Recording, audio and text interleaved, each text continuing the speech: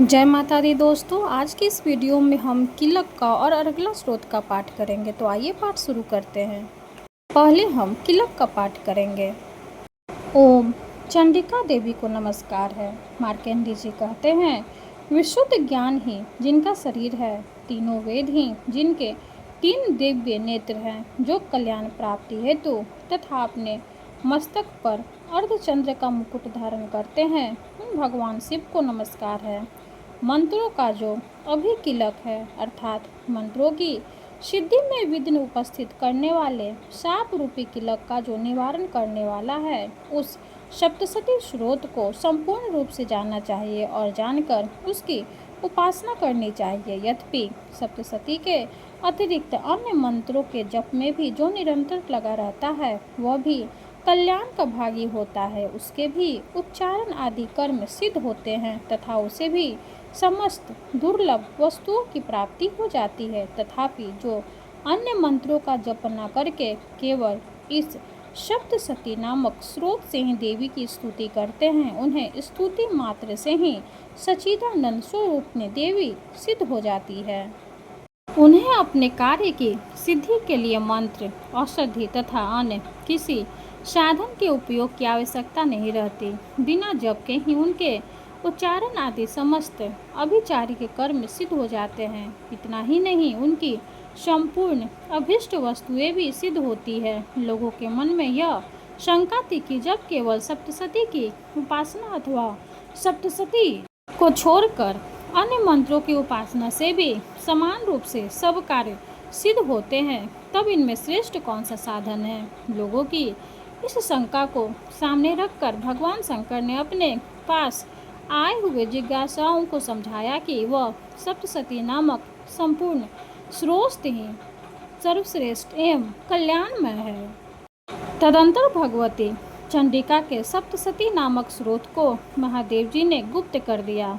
सप्तशती के पाठ से जो पुण्य प्राप्त होता है, उसकी कभी समाप्ति नहीं होती, किंतु अन्य मंत्रों के जप जन्य पुण्य की समाप्ति हो जाती है। अतः भगवान शिव ने अन्य मंत्रों की अपेक्षा जो सप्तशती की श्रेष्ठता का निर्णय किया है, उसे यथार्थ ही जानना चाहिए। अन्य मंत्रों का जप करने वाला पुरुष भी यदि सप्तशती के स्रोत को जप का अनुष्ठान कर ले, तो वह भी पूर्ण रूप से ही कल्याण का भागी होता है। इसमें तनिक भी संदेह नहीं है। जो साधक कृष्ण पक्ष की चतुर्दशी अथवा अष्टमी को एकाग्रचित होकर भगवती की सेवा में अपना सर्वस्व समर्पित कर देता है और फिर उसे प्रसाद रूप से ग्रहण करता है, उसी पर भगवती प्रसन्न होती है, अन्यथा उनकी प्रसन्नता नहीं प्राप्त होती।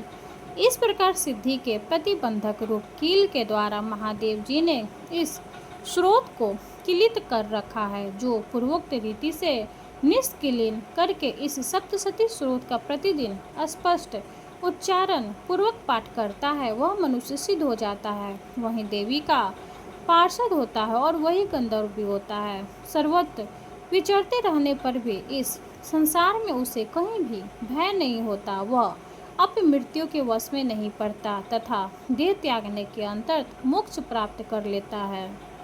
यह निष्किलन अथवा शापोद्वार का ही विशेष प्रकार है। भगवती का उपासना उपयुक्त तिथि को देवी की सेवा में उपस्थित हो अपना न्यायोपार्जित धन उन्हें अर्पित करते हुए एकाग्रचित से प्रार्थना करें, माता आज से यह सारा धन तथा अपने आप को भी मैं आपकी सेवा में अर्पण कर दिया। इस पर मेरा कोई स्वत्व नहीं रहा।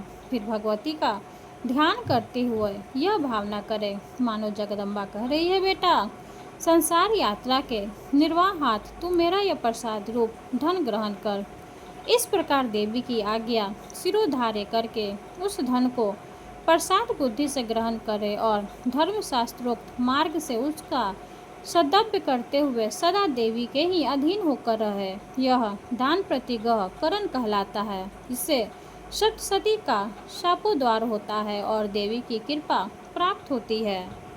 कीलन को जानकर उसका परिहार करके ही सप्तशती का पाठ आरंभ करे। जो ऐसा नहीं करता उसका नाश हो जाता है। इसलिए कीलक और निष्कीलन का ज्ञान प्राप्त करने पर ही यह स्रोत निर्दोष होता है और विद्वान पुरुष इस निर्दोष स्रोत का ही पाठ आरंभ करते हैं। स्त्रियों में जो कुछ भी सौभाग्य आदि दृष्टिगोचर होता है वह सब देवी के प्रसाद का ही फल है, अतः इस कल्याण में स्रोत का सदा जप करना चाहिए। इस स्रोत का मनोस्वर से पाठ करने पर स्वकल्प फल की प्राप्ति होती है और उच्च स्वर से पाठ करने पर पूर्ण फल की सिद्धि होती है, अतः उच्च स्वर से ही इसका पाठ आरंभ करना चाहिए, जिसके प्रसाद से ऐश्वर्य, सौभाग्य, आरोग्य, संपत्ति, शत्रुनाश तथा परम मोक्ष की भी सिद्धि होती है। उस कल्याणमयी जगदम्बा की स्तुति मनुष्य क्यों नहीं करते।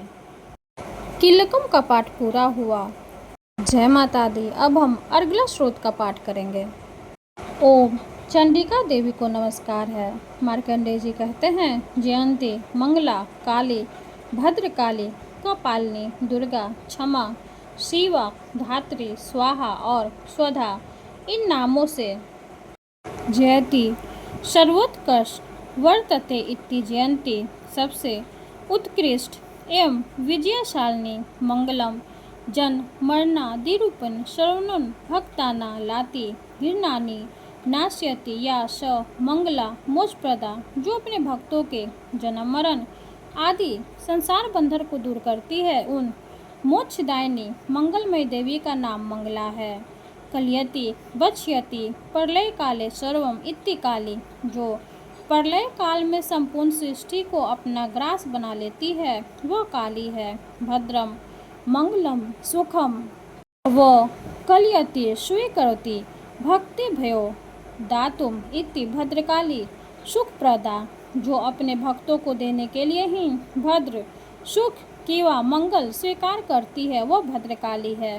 हाथ में कपाल तथा गले में मुंडमाला धारण करने वाली दुखेन अष्टांग योग कर्मो पासना रूपेण कलेशेन गम्यते प्राप्ते या सा दुर्गे, जो अष्टांग योग कर्म एवं उपासना रूप दुष्यान साधन से प्राप्त होती है वो जगदम्बिका दुर्गा कहलाती है।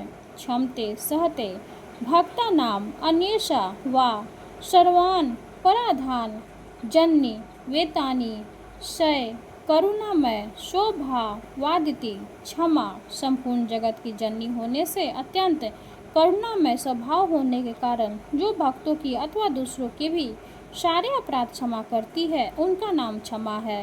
सबका शिव अर्थात कल्याण करने वाले जगदम्बा को शिवा कहते हैं। संपूर्ण प्रपथ को धारण करने के कारण भगवती का नाम धात्री है।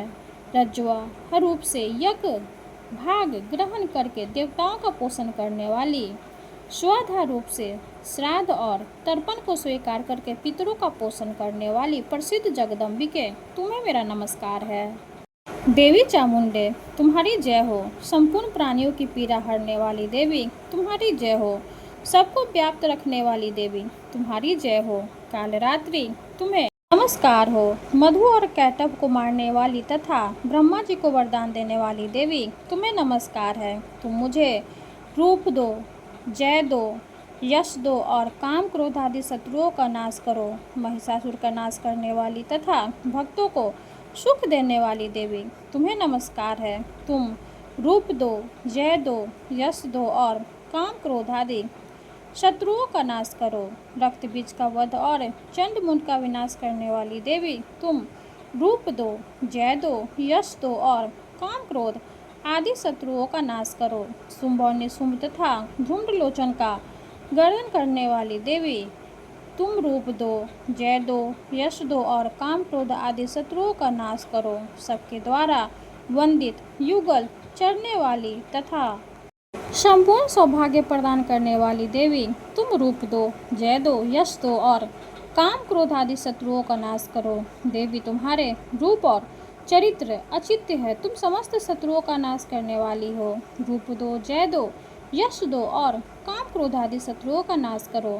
पापों को दूर करने वाले चंडिके, जो भक्ति पूर्वक तुम्हारे चरणों में सर्वदा मस्तक झुकाते हैं, उन्हें रूप दो, जय दो, यश दो और उनके काम क्रोध आदि शत्रुओं का नाश करो।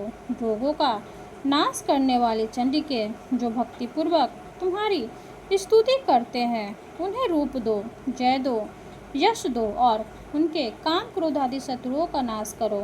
चंडिके, इस संसार में जो भक्तिपूर्वक तुम्हारी पूजा करते हैं उन्हें रूप दो, जय दो, यश दो और उनके काम क्रोध आदि शत्रुओं का नाश करो। मुझे सौभाग्य और आरोग्य दो, परम सुख दो, रूप दो, जय दो और मेरे काम क्रोध आदि शत्रुओं का नाश करो। जो मुझसे द्वेष रखते हो उनका नाश और मेरे बल की वृद्धि करो। रूप दो, जय दो, यश दो और मेरे काम क्रोध आदि शत्रुओं का नाश करो। देवी, मेरा कल्याण करो, मुझे उत्तम संपत्ति प्रदान करो। रूप दो, जय दो, यश दो और काम क्रोध आदि शत्रुओं का नाश करो। अंबिके, देवता और असुर दोनों ही अपने माथे के मुकुट की मणियों और तुम्हारे चरणों का घिसते रहते हैं। तुम रूप दो, जय दो, यश दो और काम क्रोध आदि शत्रुओं का नाश करो। तुम अपने भक्तजन को विद्वान, यशवी और लक्ष्मीवान बनाओ तथा रूप दो, जय दो, यश दो और उसके काम क्रोध आदि शत्रुओं का नाश करो। प्रचंड दैत्यों के दर्प का दलन करने वाली चंडिके, मुझे शरणागत को रूप दो, जय दो, यश दो और मेरे काम क्रोध आदि शत्रुओं का नाश करो। चतुर्मुख ब्रह्मा जी के द्वारा प्रशंसित चार भुजाधारिणी परमेश्वरी, तुम रूप दो, जय दो, यश दो और काम क्रोध आदि शत्रुओं का नाश करो। देवी अंबिके, भगवान विष्णु नित्य निरंतर भक्ति पूर्वक तुम्हारी स्तुति करते रहते हैं। तुम रूप दो, यश दो और काम क्रोध आदि शत्रुओं का नाश करो। हिमालय कन्या पार्वती के पति महादेव जी के द्वारा प्रशंसित होने वाली परमेश्वरी, तुम रूप दो, जय दो, यश दो और काम क्रोध आदि शत्रुओं का नाश करो। सचिवपति इंद्र के द्वारा सदों से पूजित होने वाली परमेश्वरी, तुम रूप दो, जय दो, यश दो और काम क्रोध आदि शत्रुओं का नाश करो। प्रचंड भुजदंडों वाले दैत्यों का घमंड चूर करने वाली देवी, तुम रूप दो, जय दो, यश दो और काम क्रोध आदि शत्रुओं का नाश करो। देवी अंबिके, तुम अपने भक्तजनों को सदा असीम आनंद प्रदान करती रहती हो। मुझे रूप दो, जय दो, यश दो और मेरे काम क्रोध आदि शत्रुओं का नाश करो। मन की इच्छा के अनुसार चलने वाली मनोहर पत्नी प्रदान करो, जो दुर्गम संसार सागर के तरने वाली तथा उत्तम कुल में उत्पन्न हुई हो। अर्गला स्रोत का पाठ संपूर्ण हुआ। जय माता दी।